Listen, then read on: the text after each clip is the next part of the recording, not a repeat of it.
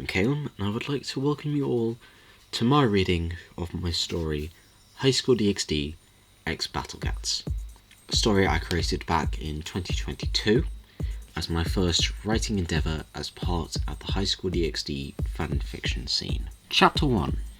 Issei meets the cat army. Issei wasn't sure what time he'd gotten out of bed and decided to go for a run, and when he got to the park he noticed a blue circle looking thing. Then all of a sudden a group of weird people and cat things came out. He was about to run, but they called out to him. Hey, please tell us where we are. You're in Kuo, Japan. The group looked bewildered, trying to make sense of where they were. Sorry, can you tell me what your name is? Issei said. Oh, sorry. Where are my manners? The name is Catman. Pretty interesting name, Issei said. Yeah, I know, I get that a lot. Well, the name's Issei, and if you don't mind, can you tell me why half your group look like cats? We're from another universe, where cats are the dominant life form. Sounds pretty cool. It is a interesting life. Now I might introduce you to everyone else. Next to me, we have Titan Cat, Razor Cat, and Mohawk Cat. It is nice to make your acquaintance. Wait, you can talk? Yeah, don't ask why. It's a long story that we both don't have time for. Fair enough. Next to me, we have Kronos. But don't worry, she's not evil like the legend. She's actually quite nice when you get to know her. Well, hello, cutie. Issei stood around blushing like an idiot, and everyone got a laugh out of it. Thanks, I guess. Next to Kronos, we have Garu. He's quite funny when you get to know him. Nice to meet you, Garu. Nice to meet you, Mr. Issei, or Ice. Either is fine. Nice to meet you, Ice. Well, thank you for the help. Wait, before you go, do you guys have anywhere to stay or something like that?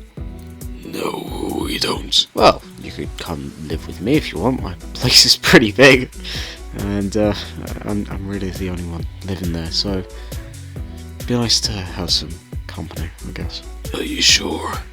Yeah, it would be fine. Now, the group started to walk off, with Garu transforming into a human form. Scene change. They arrive at Issei's huge mansion. Wow, he says it's huge. Thanks. Come, we'll find a place for you all to settle in. Chapter 4. New life with friends. Now you may be asking, why have I skipped chapters 2 and 3? And that's just because they are a character bio chapter and a chapter on Issei's harem, which that's going to be explored later on in the story, so don't exactly need to read out all the names here. Now then, onto the chapter itself. As the group made their way throughout the mansion, they noticed how big it was. Kronos poked up with a question. So, Issei, why is this place so quiet? Well, I live alone. Never really had tons of maids running around. Issei said with a sad smile. Why do you look so down? Well, you see, there was some people that I lived with here before, but it all fell apart, and one day I came back and I found them cheating on me with another guy. It was horrible. I broke up with them, I kicked them out. Cause just, how do you live with that? Ever since they've been trying to apologise to make up for their wrongs, as they say, but I don't buy it. I'm sorry for asking such sensitive information. No, it's okay. I'll be honest, I've had nobody really to rant about it with for a while. And I probably shouldn't be ranting about it, but that's just how my emotions work. Well then, pick any room you want. There's a lot. They're all free. Because, well, obviously. The group of cats went to go a room each, claiming it as their own. And while they started to settle down, they then heard screaming back with Issei. Reese, what the fuck do you want now? I'm sorry, I just wanted to say if there's a way you could forgive us. No, Reese. Not after you smashed my fucking heart into a million pieces. Kronos, Catman, and Garu descended down the stairs, confused over what all the noise was about, when they looked towards the front door, seeing a group of 5 girls standing there. One with red hair, the other with raven hair, one with white hair and a small cat clip sitting atop it, then another 2, one with blue hair and one with chestnut hair. Hey, you say, who are these people? The group at the front door looked at the 3, confused on who they were. These are the people that cheated on me, Issei said with venom in his tone, something everyone picked up on. Who are these people? Rhea spoke. I'm Issei's girlfriend, and these are his friends. Issei was shocked, but kept it to himself. Rhea stood there downtrodden, with the information that Issei had moved on with someone else. Issei pulled Kronos close to him. Yeah, she's my new girlfriend, and she's a lot better than you ever were. She actually gives a fuck about me. What do you mean? Oh, I know about your little plan.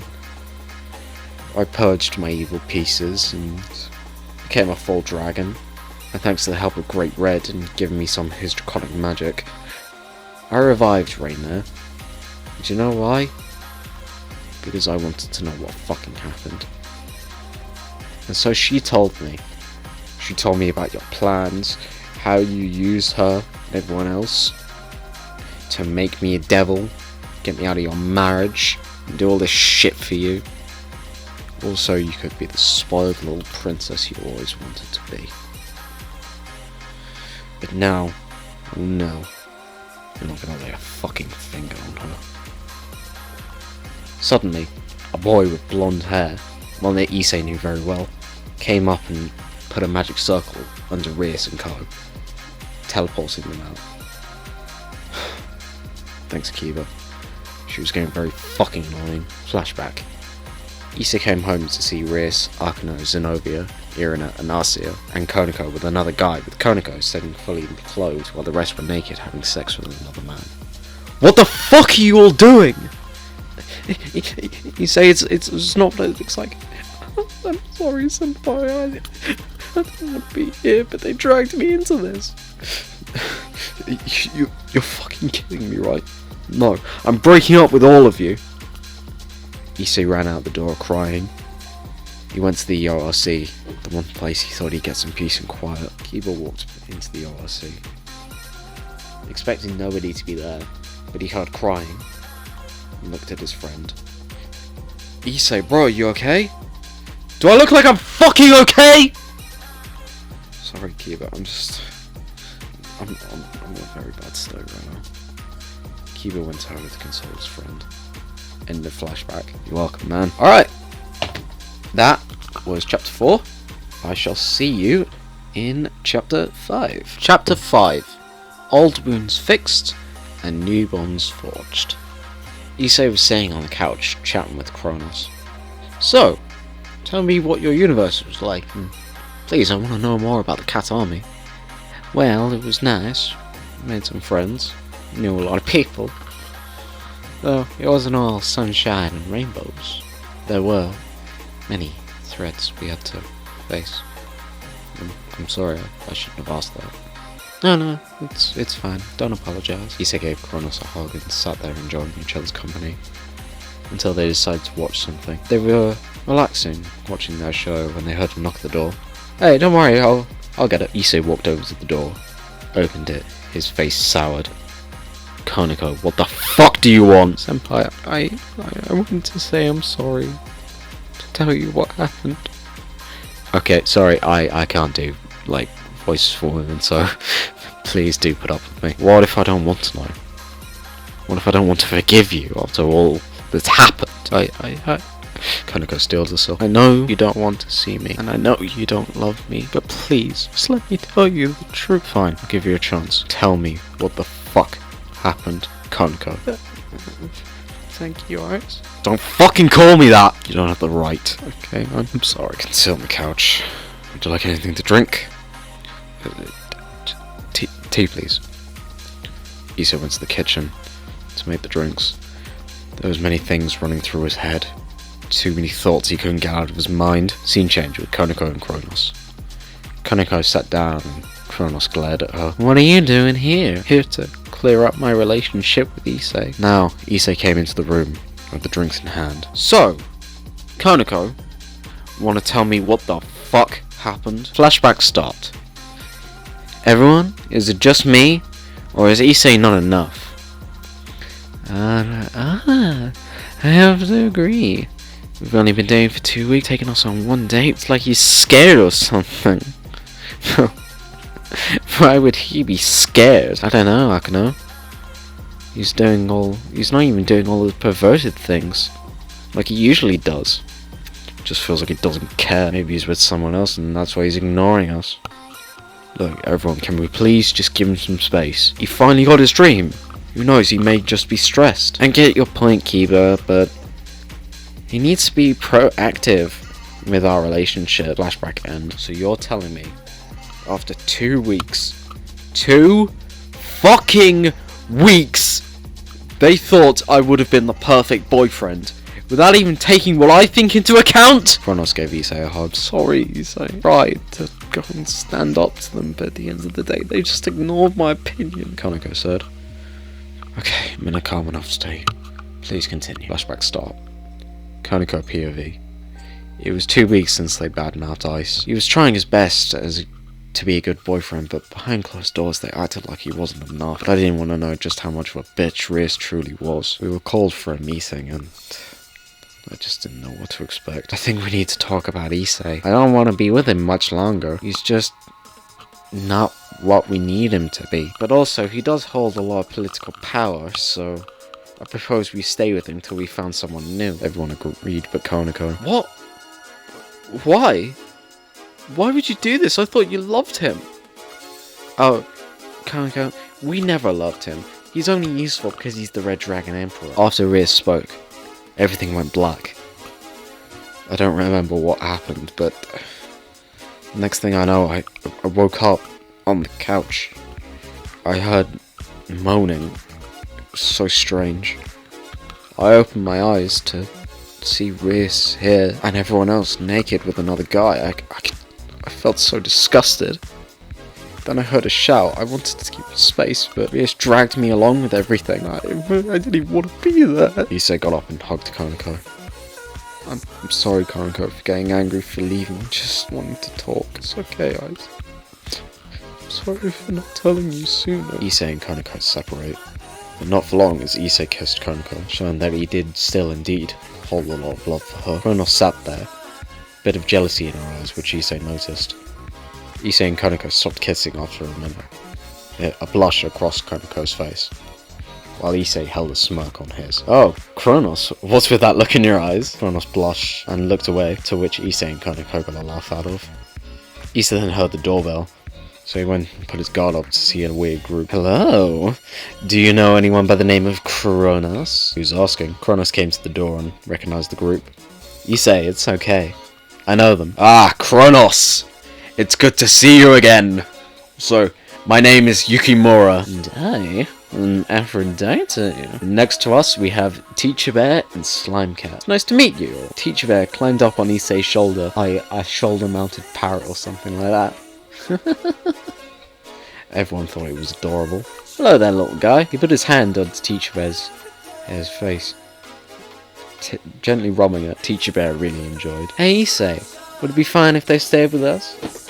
Yeah, I don't see a problem with that. Alright, thank you for listening, and you can catch more of this story in the next part, or if you want, it'll be in...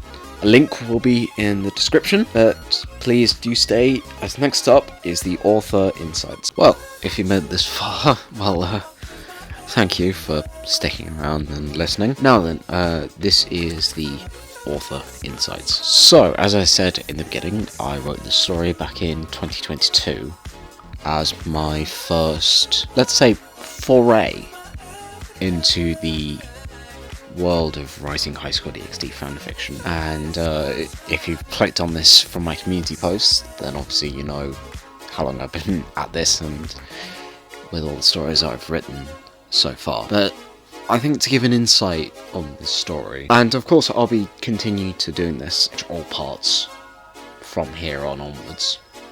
This story I wrote one day because I was bored.